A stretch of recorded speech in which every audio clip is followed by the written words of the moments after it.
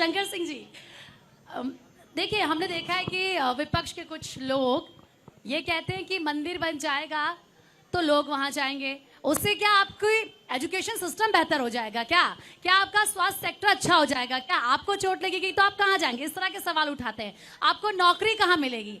लेकिन जब हमारे पास मंच में हम ऐसे गणमान्य लोग मौजूद हैं, चाहे हम हेल्थ सेक्टर की बात कर लें, चाहे हम बिजनेस की बात कर लें, या हम टेक्नोलॉजी की बात कर लें, इससे तो साफ पता चलता है कि कितनी अपार संभावनाएं हर एक क्षेत्र में है।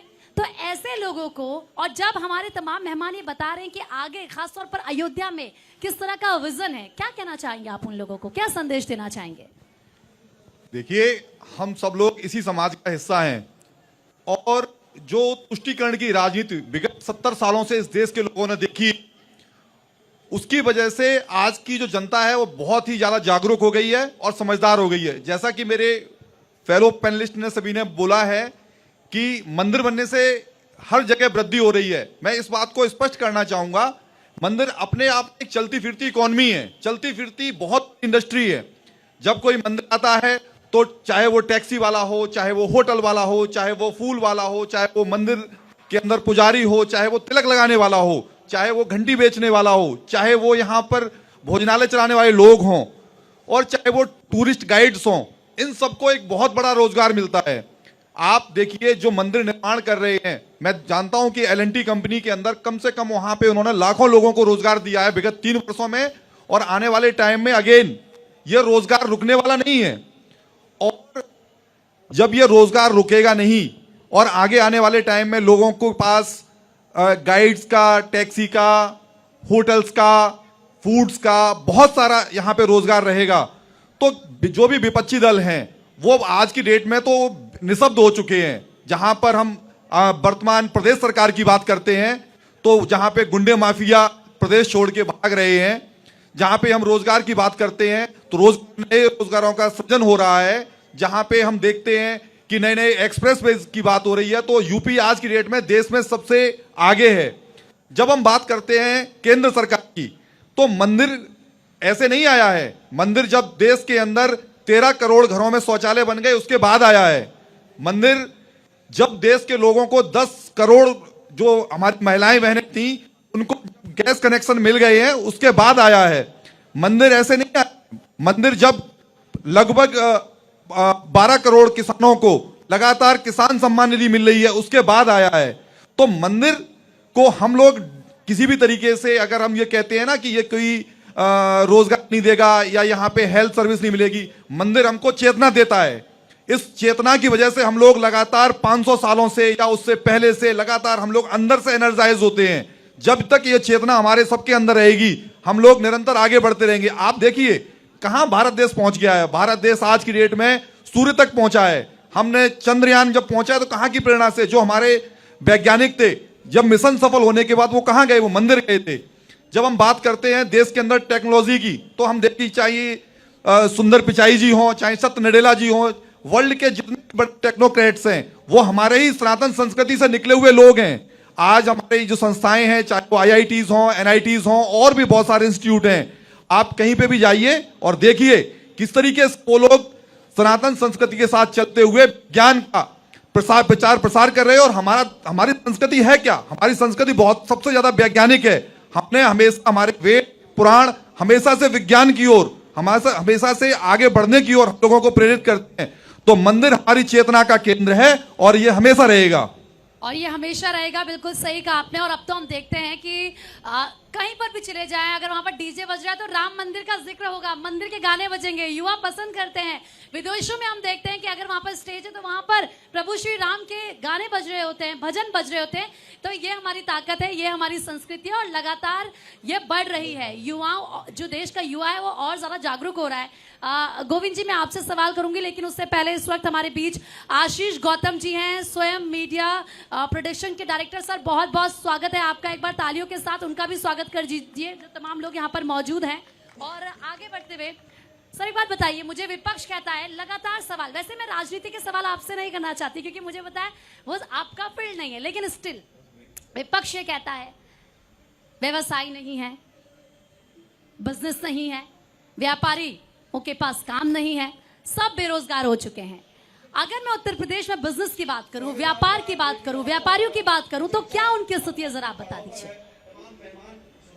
हेलो, आपने अभी कुछ दिन पहले योगी जी का एक बिजनेस समिट हुआ था, उसमें पूरे देश से बड़े बड़े उद्योगपतियों द्वारा यूपी में विश्वास व्यक्त किया गया और अपनी यूनिटें यहाँ लगाने के लिए तत्पर दिखे और एमओयू भी साइन हुए। पिछली साल जो हुआ था उसके एमओयू 2000 करोड़ रुपए से ऊपर के एमओयू थे और जो यूनिटें लगी और चली।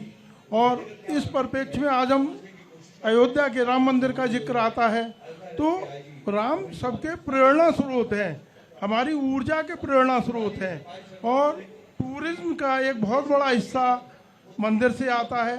और अभी जैसे कि भाई साहब ने कहा था कि उसी से रोजगार भी डेवलप होता है। आज सरकार ने पूरी शक्ति से अयोध्या का डेवलपमेंट करने का बीड़ा उठाया है और किया है और कर रही है और आगे आने वाले समय में विकास के साथ साथ जो यहाँ की मूलभूत आवश्यकता हैं उनको भी पूरा किया जा रहा है। अब उसके बाद एआई सेक्टर है या मेडिकल सेक्टर है, कंप्यूटर सेक्टर है, ये सभी विश्वास कीजिए और विश्वास मेरे को तो है ही, व्यापारी जगत को है, पूरा व्यापार जगत इसके लिए लालियात है।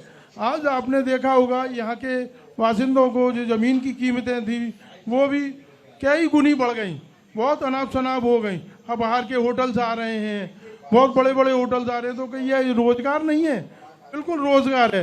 रोजगार क्या एक फैक्ट्री खुलने से ही होता है? रोजगार के बहुत बड़े तरीके हैं और ये वो रोजगार का एक बहुत बड़ा हिस्सा। कुछ देश तो टूरिज्म पर ही आधारित है, जिनके देश की पूरी इकोनॉमी टूरिज्म पर ही चलती है। तो अयोध्या में क्या टूरिज्म का एक बहुत बड़ा हिस्सा बनने जा रहा है। पूरे हिंदुस्तान में क्या विश्व में टूरिज्म का एक बहुत बड़ा हिस्सा आने वाले समय में दिखेगा और यही रोजगार पैदा करेगा। धन्यवाद। यानी कि सर, जो लोग सवाल खड़े कर रहे हैं कि अगर राम मंदिर का निर्माण हो रहा है तो उससे कुछ ज्यादा होगा नहीं, वो सब गलत है। क्योंकि टूरिज्म बढ़ेगा तो काम बढ़ेगा, काम बढ़ेगा तो लोगों को काम मिलेगा, लोगों को काम मिलेगा तो उनके घर में उन्नति होगी, पैसा आएगा। ठीक है समीर जी, मुझे एक बात बताएं, हर सवाल का जवाब हम यहाँ पर ले रहे हैं, चाहे हम बिजनेस की बात कर लें, मेडिकल की बात कर लें, डिजिटल की बात कर लें, टेक्नोलॉजी की बात कर लें, यहाँ जो भावनाएं लगातार शंकर जी जाहिर कर रहे हैं वो हम देख लें। हम इस वक्त आध्यात्मिक जगह पे हैं, स्पिरिचुअल जगह में इस वक्त हम मौजूद हैं, तो स्पिरिचुअल हेल्थ की बात करना उतना ही ज्यादा जरूरी हो जाता है। ये स्पिरिचुअल हेल्थ है क्या? लोगों को जरा आसान शब्दों में समझाइए और ये कितना ज्यादा जरूरी है और इसको मेंटेन करना, वो भी आज की लाइफस्टाइल में। देखिए, हेल्थ की जब हम बात करते हैं तो आमतौर पे हम बात करते हैं फिजिकली हम फिट कितना है ना, बट उसके बाद फिर चलिए हम मेंटल हेल्थ की भी बात करते हैं, अपने मानसिक स्वास्थ्य की भी बात करते हैं। पर आप physical health, mental health, emotional health, किसी भी तरह की हेल्थ की बात कर लीजिए, सबसे ऊपर स्पिरिचुअल हेल्थ जो आध्यात्मिकता की हम बात करते हैं, क्योंकि जो मेंटल हेल्थ प्रोफेशनल है उनको भी आध्यात्मिकता की ज़रूरत है अपने आप को ठीक करने के लिए। तो ओवरऑल अगर हम कंप्लीट वेलबींग की बात करें तो उसमें स्पिरिचुअल हेल्थ का बहुत बड़ा रोल है। और भारत की तो जैसा हम बात भी करते हैं, योग भारत की देन है। अब जैसा हम इंटरनेशनल योगा डे भी सेलिब्रेट कर रहे हैं और ऑल ओवर वर्ल्ड के अंदर अब योगा का काफ़ी प्रचलन हो गया है। पर यहाँ हम मेडिटेशन की बात करते हैं, स्पिरिचुअल हेल्थ की जब बात की जाती है तो जैसा अभी आज हम बैठे भी हैं एक स्पिरिचुअल प्लेस में बैठे हैं, तो यहाँ पर आप ये देखिए कि जब स्पिरिचुअलिटी की बात होती है तो उसमें एक अलग ही तरह की डिविनिटी होती है, एक अलग ही तरह की वाइब्रेशन होती है। तो इस वजह से स्पिरिचुअल हेल्थ की अगर हम कहीं ना कहीं जैसा अगर हम हेल्थ केयर की बात करें तो अभी 99% के करीब जितनी भी बीमारियां हैं वो साइकोसोमेटिक है, मतलब आपके ब्रेन से शुरू है फिर आपके शरीर के अंदर आ रही है। तो उस साइकी हेल्थ को उसको ओवरऑल हेल्थ को करने के लिए स्पिरिचुअलिटी बहुत ज़रूरी है, अध्यात्म बहुत ज़रूरी है। और अध्यात्म ज़रूरी नहीं है कि आप कहीं पे हमेशा आप मंदिर में जा रहे हैं या कहीं भी जा रहे हैं, बट अगर आप वो कनेक्ट भी हो रहे हैं सुप्रीम पावर से, हम जैसा बात करते हैं आप भगवान से कनेक्ट भी हो रहे हैं किसी भी टाइम, सुबह के टाइम, शाम को टाइम थोड़ा, तो वही आपको एक एम्पावरमेंट देगा, एक आपको शक्ति देगा। तो बहुत ज़्यादा ज़रूरी है। और आजकल के टाइम में जैसा देख भी रहे हैं अभी युवाओं का थोड़ा रुझान बढ़ा है इस तरफ, अभी वो भी थोड़ा स्पिरिचुअलिटी की तरफ आना शुरू किया है उन्होंने भी।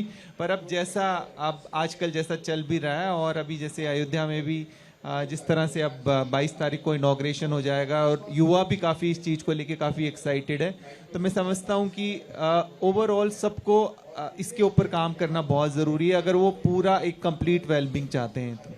स्पिरिचुअल हेल्थ, आपने बिल्कुल सही कहा। मुझे लगता है कि बहुत सारे लोग ये सोच रहे होंगे स्पिरिचुअल हेल्थ होता क्या है, और आपने बताया तो वो समझोगे, क्योंकि आजकल हम देखते हैं, जैसे कि मैंने बार बार कहा, क्योंकि मैं खुद जिम जाती हूँ, तो मुझे लगता है कि ओके आप फिजिकली फिट हो गए, ठीक है भाई, 2-4 हमने पुशअप्स किए, हमें लगा हम फिट है।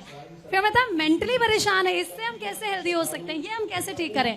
आप शांत रहिए, आप मेडिटेशन करिए, दीपक जला के भगवान के आगे हमें बहुत अच्छा महसूस होता है। स्पिरिचुअल हेल्थ ये कितना इंपॉर्टेंट है ये आपने बताया, और मुझे लगता है कि ये आजकल हर एक युवा को जानना बेहद ज़्यादा ज़रूरी है। वो भी तब जब हमें लगता है कंपटीशन है हमारे बीच में, हमें आगे बढ़ना है, अरे ये हमसे आगे कैसे बढ़ गया, तमाम चीज़ें हैं।